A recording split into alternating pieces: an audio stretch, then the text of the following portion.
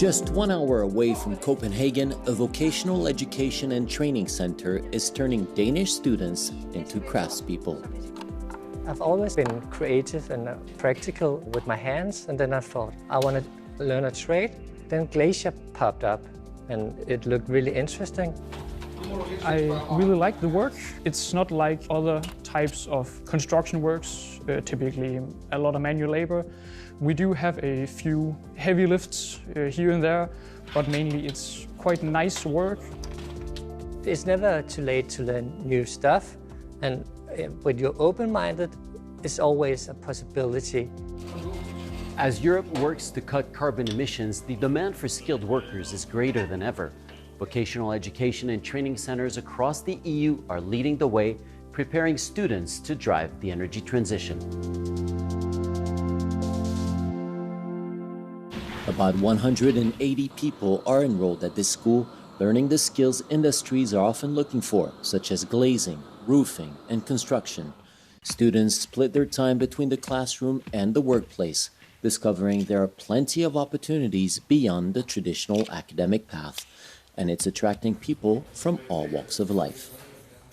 I studied philosophy and history, and then I also wanted to get something more of a permanent steady job, but that's quite hard being a philosopher or having studied philosophy. When you work as a glazier, it's a practical trade, and you get a more instant satisfaction working with your hands, and you can see the results more vividly.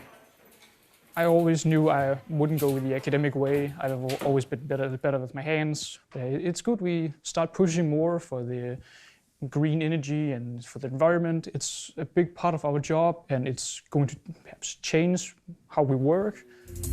Although vocational education often provides a more secure path to employment than traditional academics, it continues to suffer from low enrollment and visibility.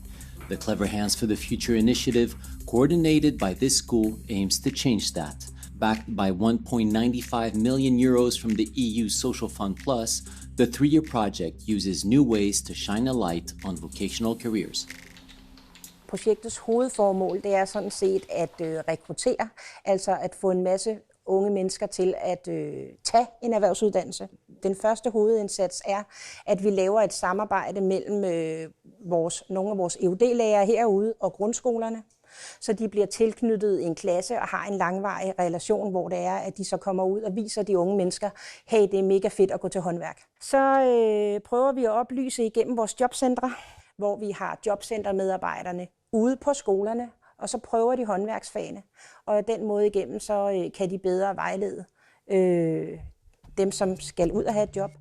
Between 2021 and 2027, the EU is investing more than 150 billion euros in education and skills, with a strong focus on vocational education and training. To tackle skill shortages, especially in the energy and digital sectors, the European strategy supports both funding and the harmonizing of qualifications across member states. Education is not an EU competence, it's the competence of governments, of regions.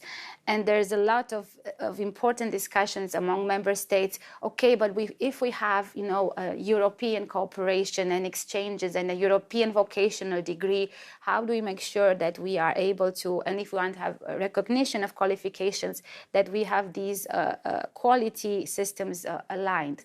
Most importantly, you need to build trust between educational systems, but for the average person, what is important is that it can travel with his or her diploma degree throughout member states, wherever the industry or the job is better suited to what they're skilled for.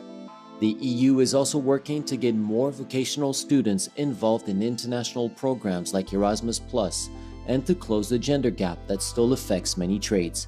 For Robert, this kind of support sends a strong signal to those wanting to explore alternative paths in life. The message I would like to tell is to think about it, and there's more options than you think. And maybe you have overlooked a good option that could be a really good way for your future working life. Europe's future depends not just on technology and craft, but on people with the skills to make them work. Investing in vocational education and training today builds the workforce of tomorrow.